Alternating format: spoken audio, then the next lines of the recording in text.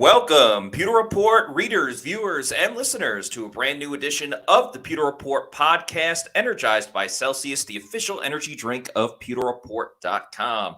Want to say hello to all the Pewter people that are filing in as we begin Wednesday afternoon show, which, if you are accustomed to our podcast, you know that in the season, Wednesday is our game preview against the Bucs' next opponent. And this is always a special one when it is the fiercest rivalry in the NFC South and a lot on the line as the Bucs can clinch the division when they play against the New Orleans Saints. I'm your host, Matt Matera. Joined with me is the face that runs the place at pewterreport.com, SR Scott Reynolds. Scott, how we doing as we get closer to not just the new year, but a new era of the Bucs potentially winning the division? I'm doing good, but not as good as Yaya Diaby or Antoine Winfield Jr. Both of those guys, I think, really should be in line for some postseason awards. Obviously, with Winfield, as I wrote about in the Bucs mailbag today, I feel like he should be the Defensive Player of the Year in the NFL. That would be the fourth Buccaneer to win such a distinction, joining Leroy Selman in 1979, Warren Sapp in 1999, and Derek Brooks in 2002. I just, maybe it's the fact that I cover this team. We cover this team, Matt. We're close to it. But you look at the stat line. He's done everything but score a touchdown. And there's 2 more games to go. And Antoine Winfield Jr., he's had some success against the Saints. Just go back to that game in week 4 where he had a masterful performance with the sack, a forced fumble recovery that led to a touchdown. And then Yaya Diaby, Matt, you wrote about him today, right? Our cover guide today on the preview show against the Saints. Just a masterful performance against the Jacksonville Jaguars, and really just the sack, the forced fumble, the fumble recovery. He split a sack with Devin White. Just a fantastic rookie season. He had a great story on pewterreport.com. I'm going to drop it in the chat here. Make sure you read it. But 6.5 sacks. This guy wasn't even a starter. We talked about it yesterday, Matt. Yeah. Where would this guy be statistically if Todd Bowles had listened to us and started him earlier in the season over Joe Tryon-Shoyinka? Yeah, the first 10 games of the year, Yaya Diaby was essentially a fourth stringer That's right. outside linebacker. He was behind Shaq and JTS, obviously, and Anthony Nelson. So he was getting playing time. It was anywhere from like 33% to about 41%. So he definitely saw the field, but not as much compared to when he became the starter in week 11, where he was seeing at least 50% of the snaps, got all the way up to, I believe, like 61 or 65% of the snaps. So you would have to think, even let's just say, for argument's sake, that they started Yaya instead of after 10 games, after 5 games. Right. You got to think he at least has maybe 2 more sacks. So that would put him at 8.5 on the season, and fully leading all outside linebackers. Right. And the thing that I tried to highlight the most in this article about Yaya is not that he deserving, because he absolutely is deserving. Right. And that's not just us covering the Bucs saying that. I mean, Peter Schrager was all over Good Morning Football this week talking about it as well. And he really wants a Yaya Diaby jersey, which great football name. I think it's a cool number. It's a very badass number when a guy is attacking the quarterback all the time. Agent Zero. Agent Zero, yeah. But what's really frustrating is Yaya's not even in the conversation. I mean, if you look at a number of different betting websites and different publications that cover these things, he's not even in the top 10. Kalijah Cansey at least has odds. They're astronomical odds. They're like plus 20,000. But part of me wonders, is it because Yaya is like a 3rd-round pick versus a lot of the guys on this list, Jalen Carter, a top 10 pick. Yeah. The only one that doesn't make sense is Ivan Pace, because I believe he went undrafted when he went to Minnesota. I remember talking to him at the Combine, and it was a good conversation with him. But a lot of these guys are all 1st-round picks or whatever the case may be. And it just kind of boggles my mind that he's not even in the conversation, because you could apply this to what has hurt Levante David in the past in terms of all pros of, oh, the Bucs stink, they never get attention, and blah blah blah, and yada yada yada. And to a degree, that's very much true. That's right. But I mean, damn it, the Bucs won the Super Bowl in 2020, and they've had a lot of success since that time, and they are completely overthrowing the benefit of the doubt, or just the doubt that people had in this team that, oh, they're Right. whatever. They are proving a lot of people wrong, and you would think people would say, hey, wow, look at Tampa Bay. Look at what they're doing. How's the team led by? Oh, Baker Mayfield. That's awesome. And wow, they got this core group on defense, these two rookies that are absolutely dominating out there. And there's been nothing to it. And again, this isn't to discredit Jalen Carter or Joey Porter Jr. or Weatherspoon in Seattle, because they're all building their own case. And right, no doubt. I'm just saying, put Yaya in that same conversation. Like if this was a Heisman voting, at least get Yaya to New York City so he can sit in the front row, and there could be a fun little feature story on him. Yeah. But he's not even getting talked about, which I think is the most frustrating part of it all. No, I'm with you, Matt. I think you make some exceptional points. I will say this. I have the funny feeling that if the Buccaneers clinch the division with the win on Sunday against the Saints, and that's what we're talking about, Bucs and Saints today. Yeah. Then you're going to see all of a sudden Tampa Bay is going to become the national media darling here at the end of the season, because a 5-game winning streak in December cannot be ignored. And I think the Buccaneers are going to get their just due, and maybe just due in time, for guys like Yaya Diaby and Antoine Winfield Jr. to win some of these awards, because it's better to peak late than peak early, not just for the playoffs, but some of these awards where recency bias. Just look at college football. Georgia is the national champion 2 years running. They go undefeated in the regular season. They lose narrowly to Alabama, and all of a sudden they're not even in the playoffs, right? So it's like if you're gonna lose, do it early in the season so you can kind of climb that mountain again. Kind of the same way, I think, with some recency bias with some of these awards and Pro Bowl, nominations and stuff like that too. So we'll see what happens. They got to win, because to the victors go the spoils, and Tampa Bay has a chance to really. I think this could be a franchise-changing game for both the Buccaneers and the Saints if Tampa Bay ends up winning. And I'll tell you what, if you go back and look, Matt, the Saints actually play the Buccaneers better here in Tampa than they do in New Orleans. And look no further than last year, the last time they were coming to Raymond James Stadium. Maybe Tampa Bay is being too hospitable of a host. I don't know. But it took a come-from-behind 17-16 win to beat the Saints, where earlier that season they had beat them in New Orleans 20-10, quite handily in the fourth quarter, with all those interceptions and the pick six and all that. Then this year, they go down there and just, slap them around 26-9 before the bye week. So it's going to be interesting to see. And we saw a great performance from Antoine Winfield Jr. in that game, and pretty much every week. Yeah. But the Saints didn't get the full gambit of Yaya Diaby, right? Where he was just a rotational player in his fourth game of his NFL career. Mm-hmm. They're going to get a much different Yaya Diaby on Sunday, and this guy is kicking ass and taking names right now. Oh, he absolutely is, and I think that's what makes this second matchup so interesting when you look at like the Bucs defense against the Saints offense, because. Yeah. Game plan wise, defensively wise, I mean, Antoine Winfield Jr., you don't have to change much. Just you hope he continues to play at an all-pro level. Right. But you look at that pass rush that has been hit and miss at times, and it was great last week, but it also helps when you're up 30-0 and you know that they have to throw the football. But I kind of look at Derek Carr and like, what type of Derek Carr performance are we going to see? Because that first matchup against the Bucs, he was very, very banged up. I mean, there was a good portion of that week we all thought that Jameis Winston was going to be lining up against his old team.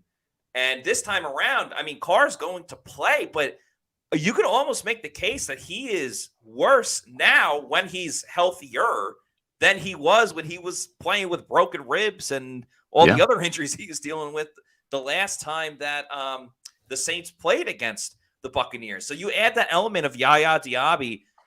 hopefully constantly being in the face of Derek Carr when Carr's already struggling, and it seems like at times he only has one big time target, and that's Chris Olave, who has been fantastic this year. And even last game, as much as the Saints struggled, and they struggled a ton on offense in their Thursday night loss to the Rams last week, Olave was the only guy that really popped off for the team. So, And if you remember back in week 4, Olave was targeted 6 times, had 1 catch for 4 yards. The Buccaneers absolutely clamped him down. That was a big reason why the Saints were held out of the end zone, only had 9 points on the board. And it's going to take the pass rush again from Tampa Bay, getting home, making life uncomfortable for Derek Carr. I don't think he handles pressure very well at all. But when here's Vita Vea sacking Taysom Hill, right? So even when they put the gimmick quarterback in there, he was under fire, under duress back there in week 4. And I think that the biggest thing is, and we'll go over the injury report, which just came out, that'll certainly play a factor into this game. Let's do that now, since we're talking about some of these players. Shaq Barrett had a groin injury, suffered that in the end of the game on Sunday against the Jaguars, did not participate today. Groin injuries, as we've seen, Matt, typically when someone shows up on the groin with a groin injury on the injury report, that means they're probably going to miss at least a game. Throw in the fact that Shaq Barrett's 31, it probably leans towards him not playing this week. We'll see how he fares tomorrow. Carlton Davis in the concussion protocol. We talked about that. Probably going to be yet another start for Zion McCollum, who on Sunday passed both Carlton Davis and Jamel Dean in terms of snaps this year at the cornerback position. So even though Carlton Davis is a starter and Jamel Dean's a starter, you add up all of the missed starts. And Zion McCollum started 8 games this year. He actually has 8, or I should say certainly more starts or snaps than Jamel Dean, and slightly more than Carlton Davis at this point in time. So Zion McCollum has played more cornerback than either one of those two guys that are multimillionaires. It's kind of crazy to say, but it looks like Zion's going to get another start this week, probably in place of Carlton Davis. And Mike Green and Raheem Jarrett, both of those guys are in that 21-day window. It opened today for Mike Green to come off injured reserve. Raheem Jarrett's been practicing. Both of those guys were full participants, by the way. Keefe did not participate with a shoulder injury. So that's it for the Buccaneers. When you look at the Saints, there's a couple of players that did not participate. Ryan Ramczyk, the right tackle, been dealing with a knee injury. He was out. Lonnie Johnson and Jordan Howden, both of those are safeties. Johnson did not participate with the knee. Howden was out. He's the rookie with an illness. These other players are limited. Isaiah Foskey, the defensive end, quadricep. Jimmy Graham, the tight end, had a rest day, a veteran day, because he's like old, 34 years old. Yeah. Cameron Jordan, defensive end, ankle injury limited, as well as Eric McCoy, who is really their best offensive lineman. He's their center. He's got a foot injury. And then Peyton Turner, who is in that 21-day window with a toe injury, coming off of injured reserve. He was limited. And Kendre Miller, the running back, the rookie out of TCU, limited with an ankle. And Chris Olave, the receiver, limited with an ankle as well. So Saints have a little bit more guys that are banged up, and we'll see who ends up playing for New Orleans. But we do know, I guess, according to Dennis Allen, he said that Marshawn Lattimore is out for round 2 this year of the Mike Evans, Marshawn Lattimore slugfest. And then, of course, Michael Thomas, Slant Boy, is also not going to play either. Yeah, unfortunate. I mean, part of the subplots of these Bucs Saints games are the blood feuds between Mike Evans and Marshawn Lattimore and Carlton Davis and Michael Thomas. And unfortunately for the beef between Evans and Lattimore, we haven't seen it a ton. I mean, we saw it, like, obviously the big fight last year. But it's always in New Orleans. It's never in Tampa. It's always in New Orleans. And then something happened in the next game against Tampa. I think either Lattimore didn't play, and then this season Mike got hurt at halftime or right before halftime in the second quarter. So we didn't get to see the full-blown rivalry. And Mike Evans was playing really well in that game up until his injury, and the Bucs were able to to come through. So we are missing out on that a little bit. We'll miss out on Carlton versus Michael Thomas, and Carlton might not even play in this game because he's still in concussion protocol. Right. It's funny because I was thinking today while I was at practice, because the biggest thing was Carlton and him being concussion protocol. And, Shaq was something we were going to keep an eye on, but it was a walkthrough. So you see Shaq outside, you're like, how much is he really doing? Right. Yeah. And I did think to myself, if there were two injuries on the defensive side of the football that the Bucs could kind of like get away with or be most prepared for their replacement to come in, it's at corner. Zion McCollum, who's essentially a starter at this point. That's right. The time that Jamel Dean and Carlton Davis have missed, I'm not knocking them for their injuries because injuries happen. Right. But with the amount of time that they've missed, Zion McCollum's a starter. As you said, he's played more snaps than the other guys. So, I mean, this is nothing new. Nothing needs to change in the game plan with Zion McCollum in there. That's right. And with the emergence of Yaya Diaby, he's already been in there as a starter. We'll see if it's JTS or if it's Anthony Nelson lining up on the other side. If Shaq Barrett can't go, it's only Wednesday. Right. So we'll see. But part of me, I don't want Shaq to be out for a long time, but part of me wants a little bit of a taste of what the starting outside linebackers could look like next season if it's Yaya and it's either Anthony Nelson or maybe they draft someone in the first round that takes over an outside linebacker. But I want a little bit of a taste of that because Anthony Nelson, at times, like he really shows up and you're like, wow, Anthony Nelson, great job. Led the team, led the outside linebackers in sacks last season. So he's fully capable. I mean, remember, him and Joe Tryon-Shoyinka played all the snaps at outside linebacker down the stretch. There was a number of injuries last 3 straight games where that was the case. Yeah. Cam Gill will be called up like he was last week. Maybe Marquise Watts, who was inactive, right? Or Marquise Watts, which, again, would be kind of fun to see. So I feel for Shaq. Absolutely. I'm not necessarily discouraged about seeing Yaya Diaby and Anthony Nelson / And you know what? I mean, listen, we're going to call it like we see it. And we're, if a player screws up, we're going to get on their case. And if they rebound and have a great game, we're going to sing their praises. And listen, folks, Devin White, that was the best performance Devin White has had all season long. And it's up there with his week 1 performance against the Vikings, which was phenomenal. And the thing with Devin is he got benched. He did. And sometimes people look at benching as a negative. It can be a positive if the player responds the right way. And I think Devin White responded the right way to sitting out. It was kind of a mutual thing, right? I mean, Todd Bowles said, I'm going to rotate you, or I'm going to start KJ Britt, and you're going to come in. However it was said and discussed, it didn't sit well with Devin. He was going to have to share time up there in Green Bay. So he chose to sit out and then that kind of, probably boiled up inside of him, and he had his best game of the season against the Jacksonville Jaguars. And to the Buccaneers, credit, they, kept feeding him the ball. I mean, I think what did KJ Britt play? Like 4 snaps he started, and then Devin White came in and and took over like 95% of the snaps. Yeah, and Todd Bowles kind of said today, he alluded to that they had such a huge lead, and it kind of made for more situations where Devin was going to play. But I'll play the video in just a moment. But he did say something at the end where, yes, he praised Devin like he typically does, but he also made it clear that Devin isn't completely off the hook just because he played one good game, because he still said they're going to get KJ Britt involved. We'll see how much. Sure. Some guys who were nicked up coming out of that last game, like Shaq or anybody. Shaq has a groin. He's in practice. Carlton's in the protocol. And Keith has a shoulder in practice. And how impactful can a Devin White that's playing at the level that he's capable of help your defense? He can help us a great deal. You saw that on Sunday. Obviously, we got up early, so some of the packages they would have had where KJ got more time didn't materialize. So it ended up being that type of ball game. That doesn't mean we're through using KJ, because we are going to use him some. But a healthy Devin, fast Devin flying around like he did Sunday makes us a faster defense.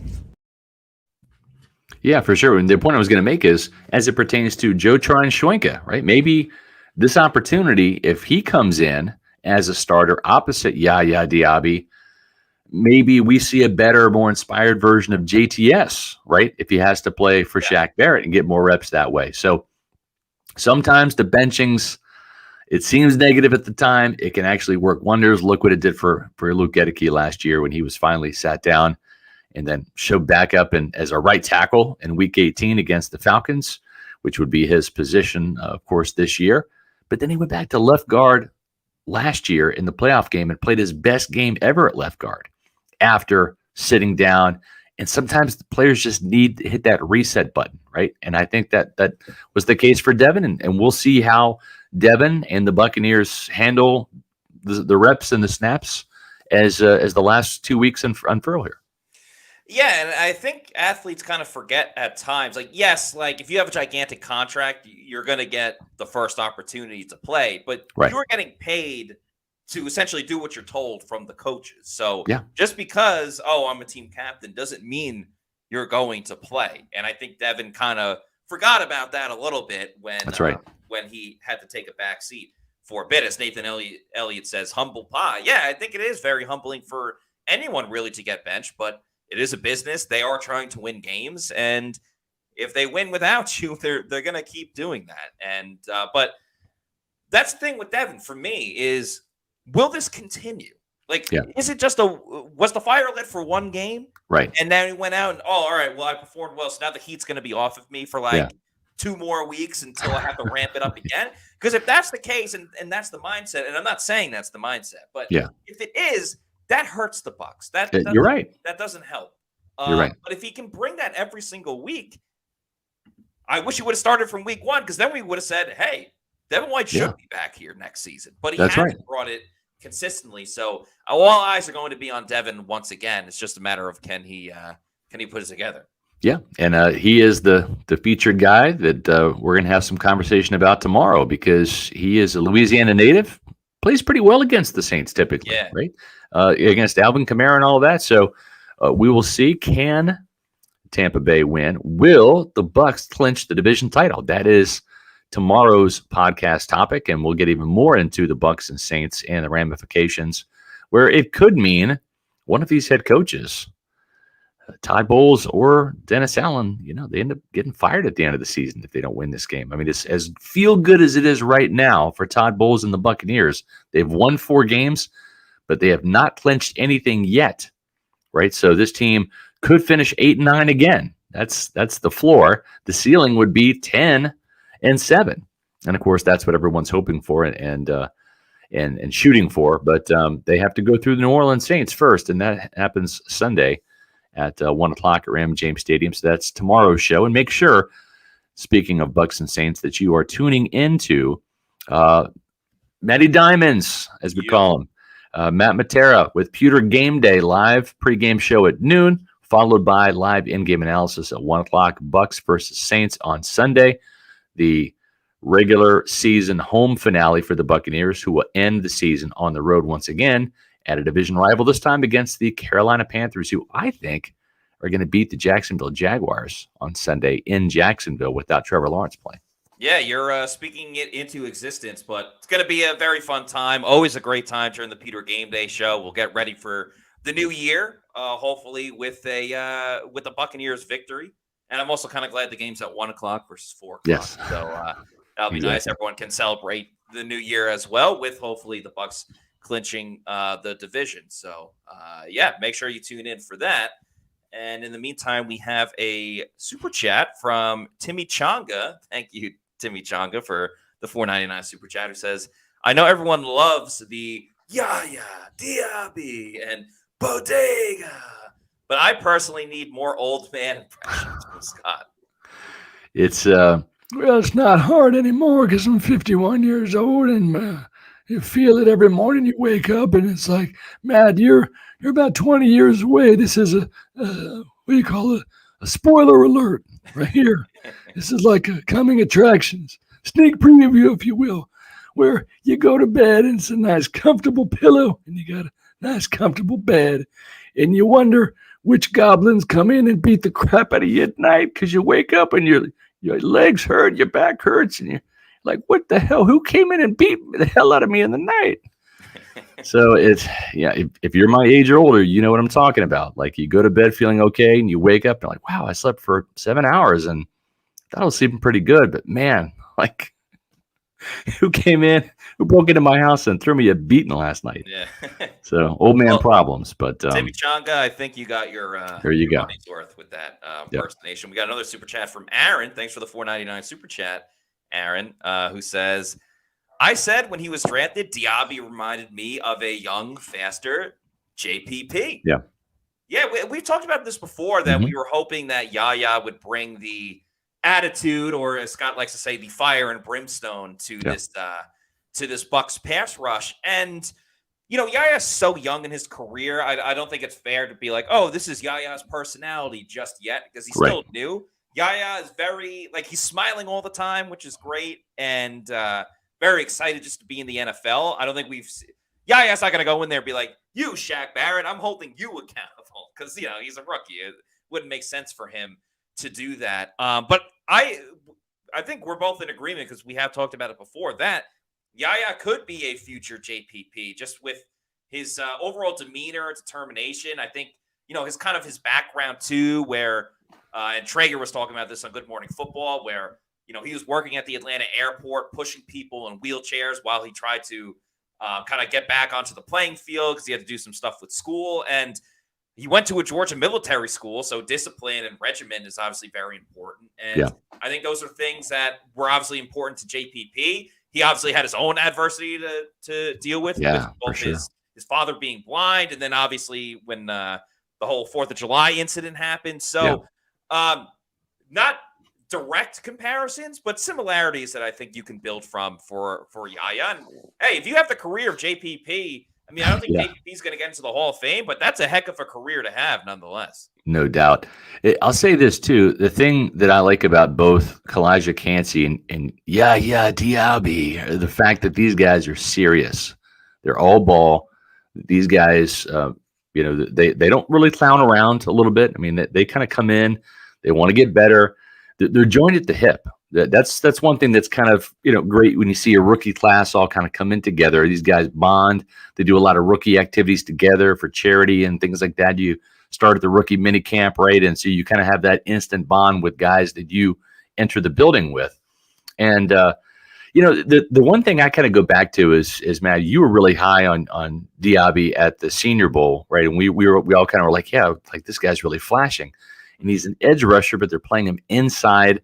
And of course, that's where he got one of his sacks on Sunday against the Jaguars, because he has that position versatility, right? But I remember I interviewed him at the Combine, and we had him as a Bucs best bet. We figured he was going to be one of those guys that the Tampa Bay was going to be keen on. And if you follow us in the draft, we hit on a lot of Bucs best bets. We do our homework, folks. Yeah. And I remember talking to him at the podium, and we were asking him, a common question, right, at the Combine, whether it's from us or somebody else's.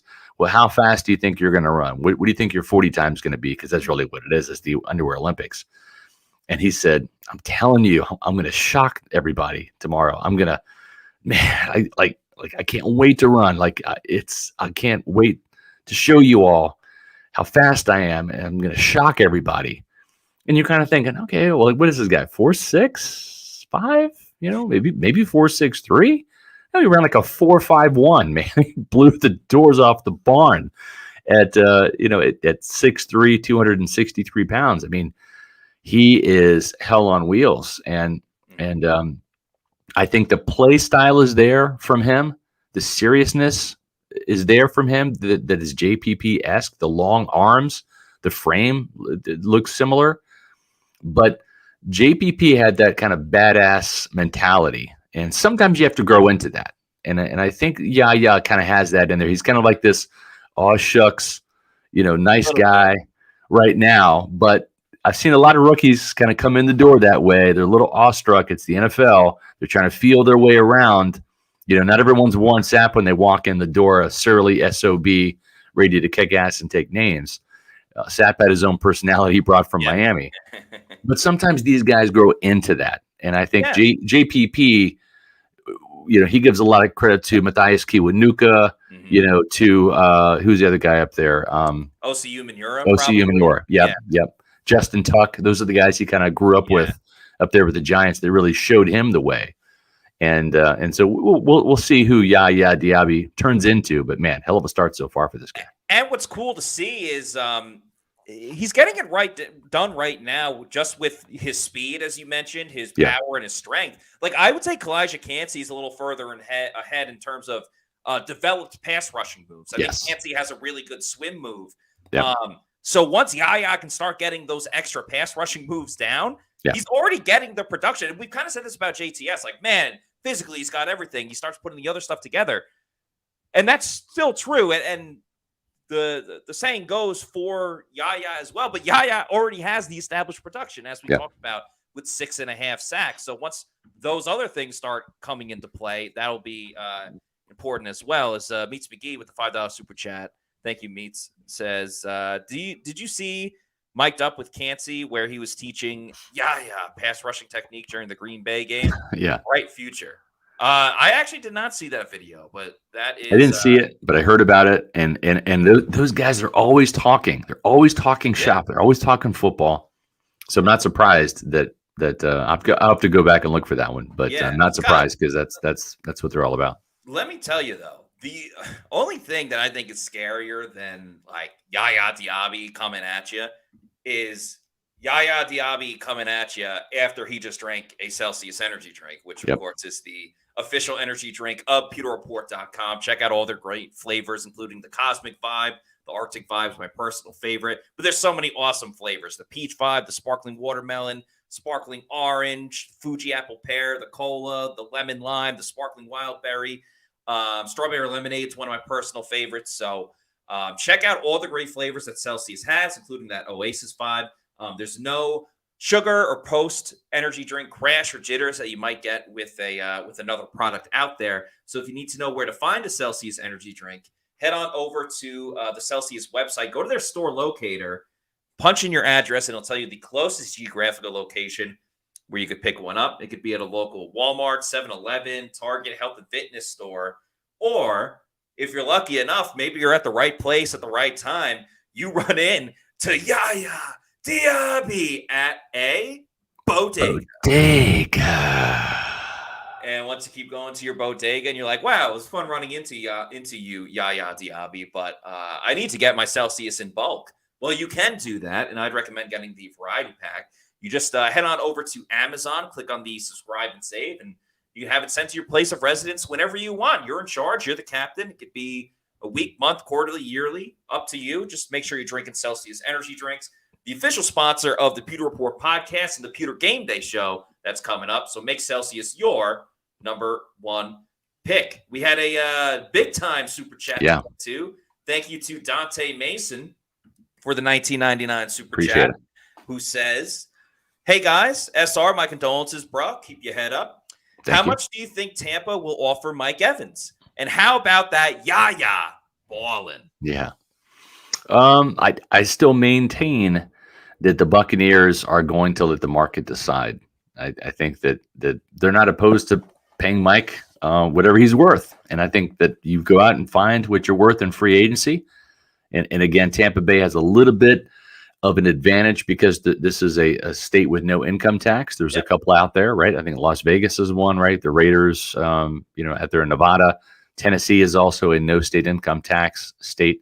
So what that does is, if let's say the Chicago Bears, who are flush with salary cap space, if they offer Mike, call it $25 million per year, maybe if you factor in the taxes, if the Bucs were to say, we'll pay you $23 million, it's actually even money because you're not having to pay the taxes up there in Illinois, which are quite high.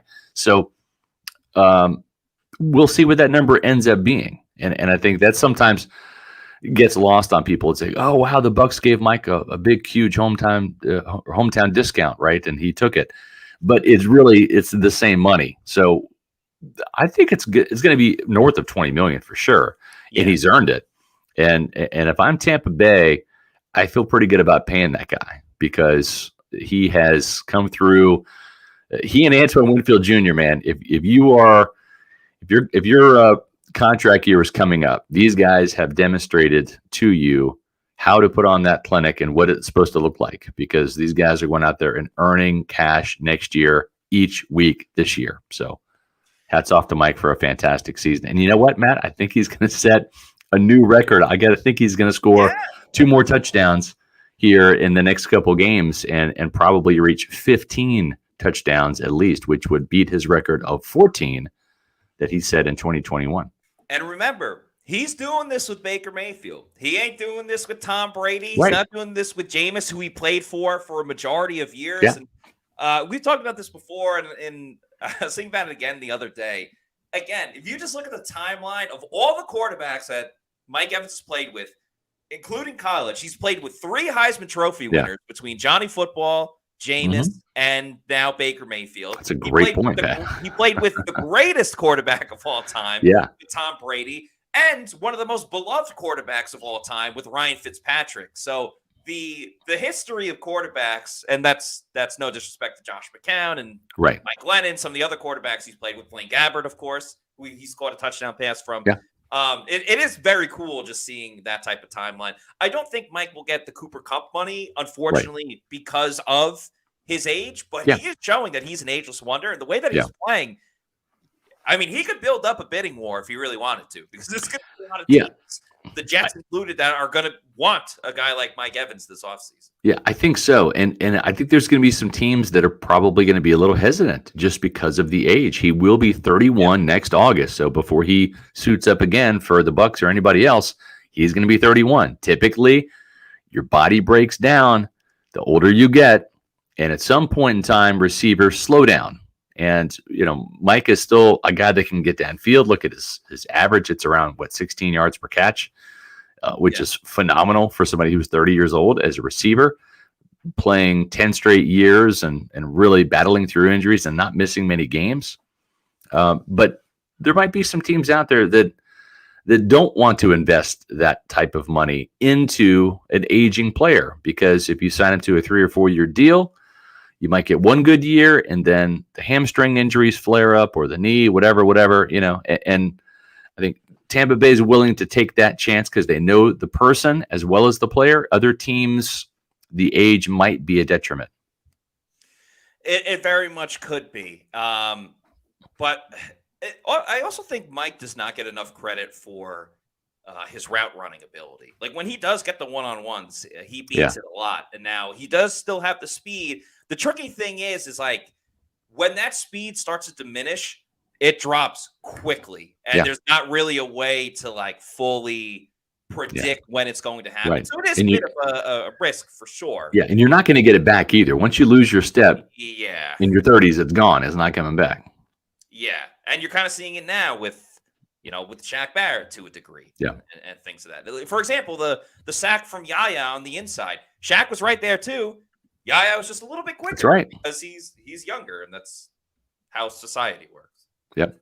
Loudmouth Cam Jordan has only 2 sacks this season. That's right. Let's talk a little bit of Bucs and Saints here. So Cam Jordan's been a thorn in the Bucs side for a long time. He's been a buck killer, but 2 sacks this year. The age is really starting to hit him. He's just not as explosive as he was. 8.5 sacks last year. Matt, he had 12.5 the season before that. Made life miserable a couple times for Tom Brady, especially that 38-3 drubbing that happened here at Raymond James Stadium on Sunday night. So he's not the guy that he was. And if we remember, we saw Luke Gedeke handle him pretty handily in week 4. Shreds, and Luke Gedeke was dealing with an injury that game too. I believe he twisted his knee or something that he was telling us about. Yeah, exactly. And so really the guy that is more dangerous in terms of rushing the passer is Carl Granderson, a guy I liked coming out of Wyoming a couple years ago. He's had to wait his turn as a rotational player. And Trey Hendrickson, was that kind of flashy sack master that was a bookend with Cam Jordan. That he went on to the Bengals. Then it was smart. Dominating. He's like second in the league. Oh yeah, yeah. I love him coming out of FAU. He was hell of a pass rusher, and he's developed into a really good all around player too. Yes. Yeah. But then Marcus Davenport, kind of that first round bust, just didn't really live up to the potential that the Saints were hoping for, that he would be a double-digit sacker. Isaiah Foskey hasn't been the answer. He's a rookie this year. I thought he was overrated at the Senior Bowl too. Me too. Remember, they made him like so the way the Senior Bowl works for some people, that may not know, it's an introductory press conference first, and they usually bring like 2 other people that are Star going to players, participate. Star players, and he was one of them. And I forgot it might have been Darnell Wright, but there's an offensive tackle that absolutely flattened him. It was Darnell Wright. You're right. Yeah, it was Darnell Wright. And anyway, overrated. Mm-hmm. Yeah, and so Davenport went. He moved on, and now it's Granderson's turn, and he's got 8.5 sacks. And I think he's a better player. And remember, too, they had a first-round pick that's also been a bust, and Peyton Turner from Houston, who played with Logan Hall there, and he hasn't done squat. He's just coming off injured reserve. Only played in one game this year. So their defensive line really took some hits in the offseason. Granderson has stepped up, but age is catching up with Cameron Jordan. They lost David Onyemata to Atlanta. Nathan Shepard has not really stepped up and been the guy. Brian Breesy, the Clemson first-round pick this year, defensive tackle. He's had a couple of flashes here and there. It's hard to come in, as Kalijah Cansey would tell you, hard to come in as a rookie defensive tackle and make an impact, even if you're a first-round pick. Ask Logan Hall, who's the same boat. But they're just not as solid up front. And I think, remember, the Buccaneers ran the ball pretty well in week 4 against that defensive front too. That's exactly what I was going to transition to. Is the Bucs in that game, I believe, had 133 rushing yards, and that was when their run game was, to be quite honest, was terrible at the time. And so, we can talk all we want about the Saints pass rush, but their run stopping defense, I mean, it was bad then. It was 114 yards that they allowed. But even in recent weeks, it's been bad as well. You go back to November 26th against the Falcons, 228 rushing yards, then 142 against Detroit, 204 against Carolina. They bounced back against the Giants, only allowing 60. But again, that was in New Orleans, so a little bit of the home field advantage. Then they allowed 133 to the Rams on that Thursday night game. So, I mean, we talked about on yesterday's show, if Rachaad White can get to 1,000 yards, he might get it.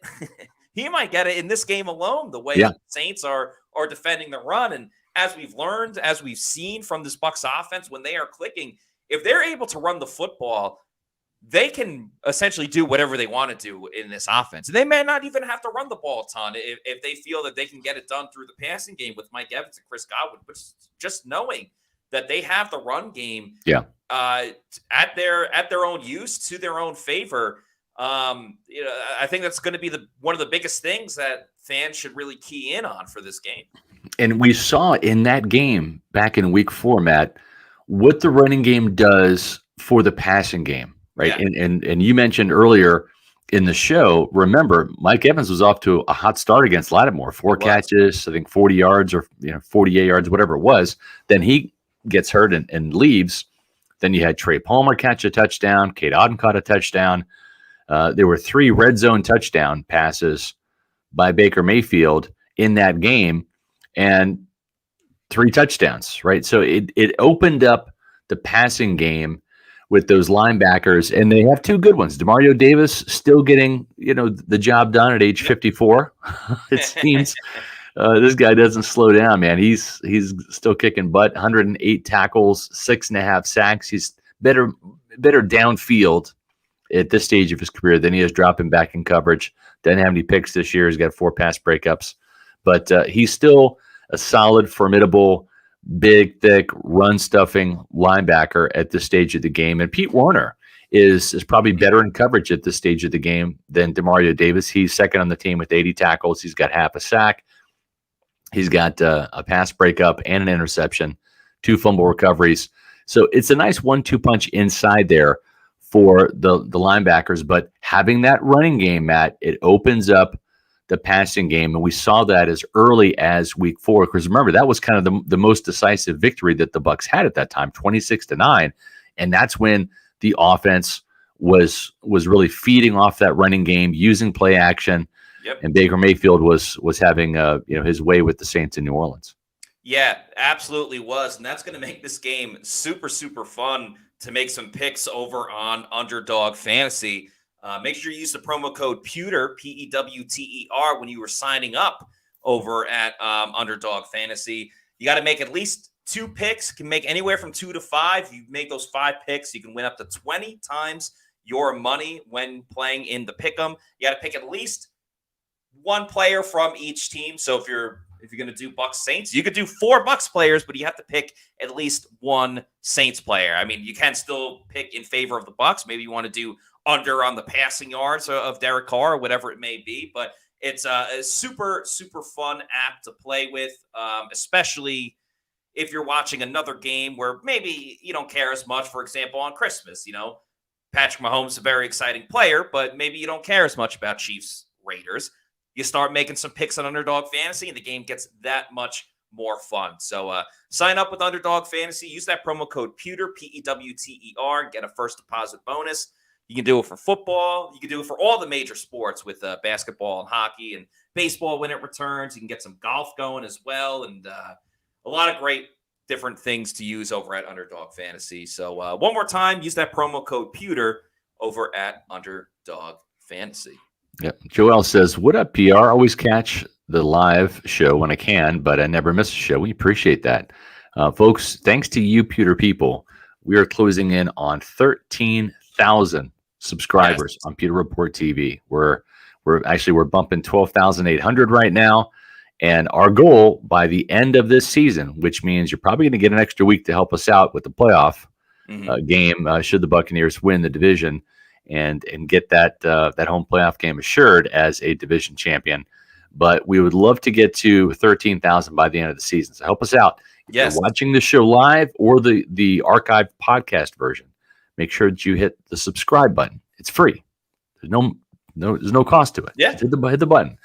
Also, click notifications, too, because whenever we post some videos or we go live, you're going to get notified about that on your phone or your laptop. And make sure that you leave a comment. When you leave a comment or you hit the thumbs up button, the like button, that helps our algorithm, helps us get in front of more awesome Pewter people like you guys, and that helps us grow our audience. So this is your show. We do it for you. Help us find more Pewter people. By giving us the thumbs up, the likes, as well as comments. We'd love to read it after the show. Yes. By the way, I do want to give a shout out to someone that commented on the show yesterday, because I get it. Not everyone can watch a show at the time. Yeah.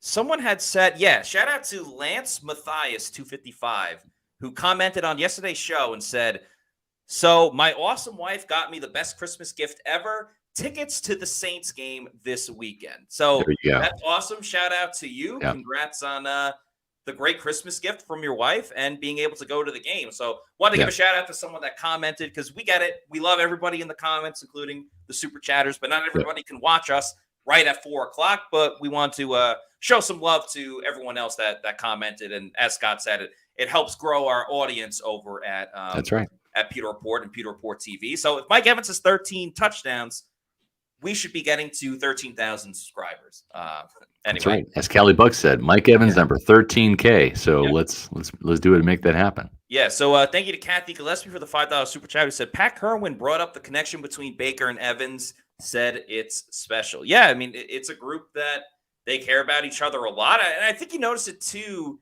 with last game the group celebrations. We haven't seen that a ton with the Bucs. I'm not saying they have to be like the Dolphins and everyone do a song and dance and power race and all that stuff. But it's fun when they're all doing it together. And again, just that chemistry rubbing off on everybody. And thanks to Scotty J for this $9.99 super chat. It says, Baker ain't war on money. You don't know him.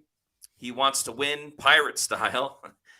He is a guy that wants to spend as the booty. 6th grade kid, get the kids together, Sandlot style. He is all team Bucs. Yeah, Baker's definitely old school in that sense where, like, sure, he wants money so he can have a living with his wife and his baby that's on the way and his dog.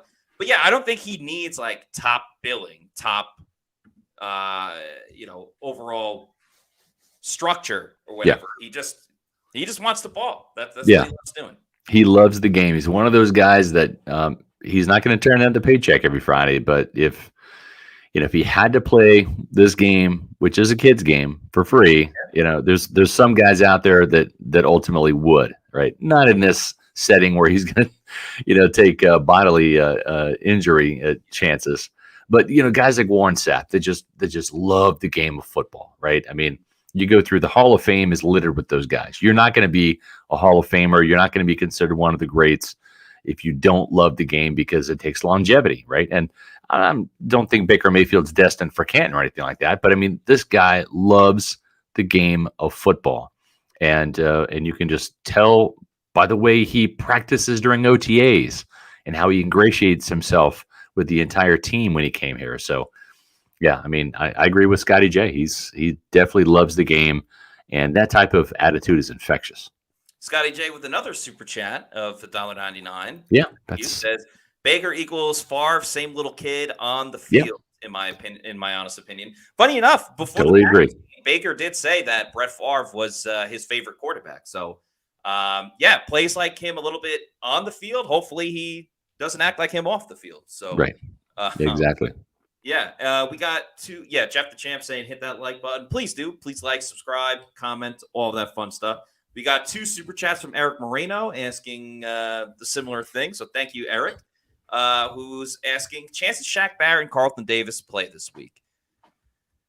Concussion protocol, always a tricky one. I think we saw it last week with Trevor Lawrence, where even Ian Rappaport was saying he wasn't going to play, and then lo and behold, he was good to go for that game. So Carlton, it's very much going to be wait and see. We didn't see him out at all during yesterday's practice. Sometimes players in concussion protocol, you see them working out on a separate field, or they'll be wearing a black non-contact jersey. But that was not the case with Carlton. We'll know more tomorrow when the Bucs will be padded and practicing. So I would give Shaq the better chance of playing, and Shaq was out there today. Yeah.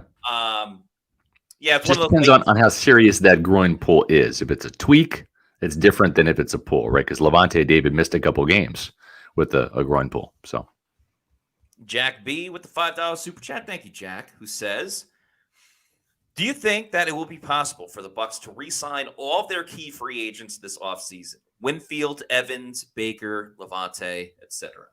Yeah, I think so. If they want him back, and it's doable because they're going to have more cap room this year, and that's key. It starts there. How much cap room do you have? Right. That's the biggest thing.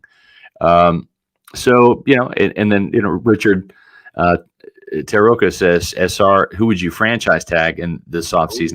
I think that kind of goes into that super chat there, and I think Winfield might get the franchise tag. It depends on where his number is, if they want to do that long term. Not saying they're going to use the franchise tag, but if I had to guess, probably would be used on Winfield. We'll see. Yeah, that's a good one, because they did it in the past where I can't remember. Did they franchise tag Chris Godwin, and then they came with the deal to him. Yeah, so I could see it more in that sense than anything else. Yeah, it might be used as a placeholder for a long-term extension. Yeah. Eugene Sutherland, who came in and was a Saints fan on our Monday show, or a Tuesday show, actually, Victory Tuesday yesterday. We appreciate that. Saints fan here. Please do us a favor and beat us down enough to catch Mrs. Benson's attention. That might be what it takes to get DA, meaning Dennis Allen, fired.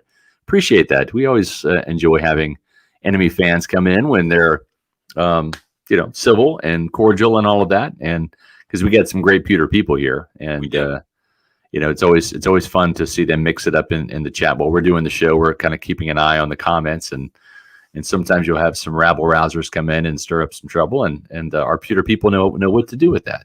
They put on their Bucs defensive face, and they start sacking away and picking them off and all of that stuff. So it's fun to see.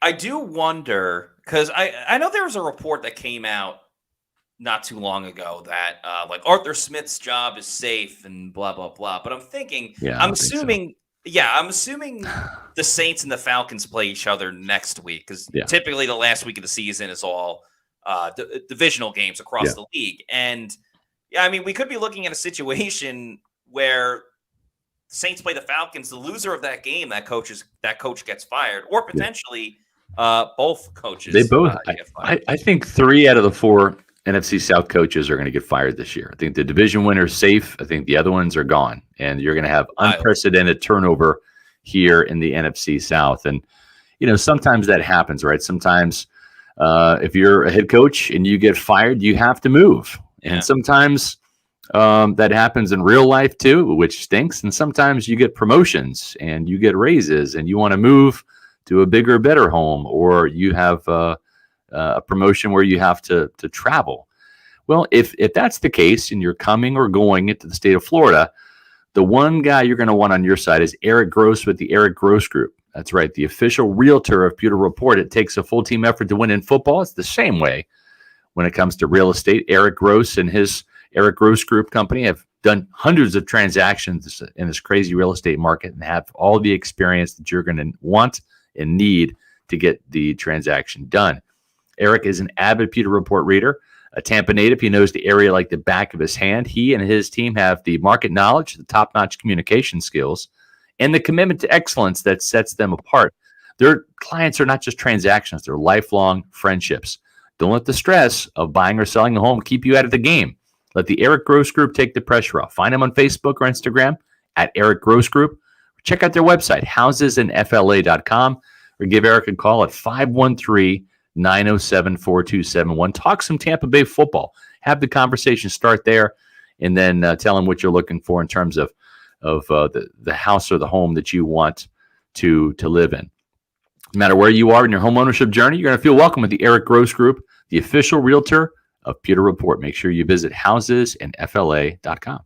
As we wrap up the show, we got another super chat to get to. So thank you to Kathy Gillespie for this $10 super chat, who says, we have to mix it up with the Aints. Week 4 is a different animal than week 17. I traveled to that game. Awesome win. Allen and company talked about learning from that game. Yeah, that's a great point. Awesome you were able to go to that game, Kathy. Yeah. That is a little bit of the chess match of, hey, these teams have met before. What did this team do well? What did they not do well that either has to change or they can exploit or try to exploit again? What they try to fix. So I guess the good thing that you can say is while the Bucs were able to run the football well, their passing game, even though it was great against the Saints in that one, their passing game is even better now. That's right. And presumably if you have Mike Evans for the whole game, that's another wrinkle into all of this that again, you didn't have for the first game with Mike missing the second half. So you add that in, but then you also have to add in, and we talked about this yesterday, that the Saints are going to be desperate because their playoff chances are on the line. So it's a big concoction of learning from the last game, but also, having a different look for this game as well. And makes it that much more interesting. Devin White certainly had a different look last week. Looked great at linebacker playing against the Jacksonville Jaguars. Can he do it again this week against the Saints? And will the Bucs clinch the division? That's going to be the title, or I should say the subject of tomorrow's show at 4 o'clock. Make sure that you tune in to the Pewter Report podcast on Pewter Report TV, our YouTube channel for that show, as well as Pewter Game Day this Sunday, live pregame show at noon, followed by the live in-game analysis at 1 o'clock. Matt Matera and some Pewter reporters will have all the info that you need before and during the game to make you the most informed Buccaneer fan around. Presented by Celsius, of course. That's right. Going to be a great time ringing in the new year with hopefully a Bucs win, but another fun and eventful Pewter Game Day show. As we end today's show, in the meantime, make sure you follow us on all of our social media on X, Facebook, Threads, and Instagram. We are at Pewter Report, and then our YouTube channel is Pewter Report TV, where we do the podcast, the Game Day show, various other clips from press conferences and everything else in between. A lot of great content on our YouTube channel. So that'll do it for us. For Scott Reynolds, I'm Matt Matera saying thanks, everybody, for watching. And we'll see you tomorrow at 4 p.m. for another edition of the Pewter Report podcast. Out.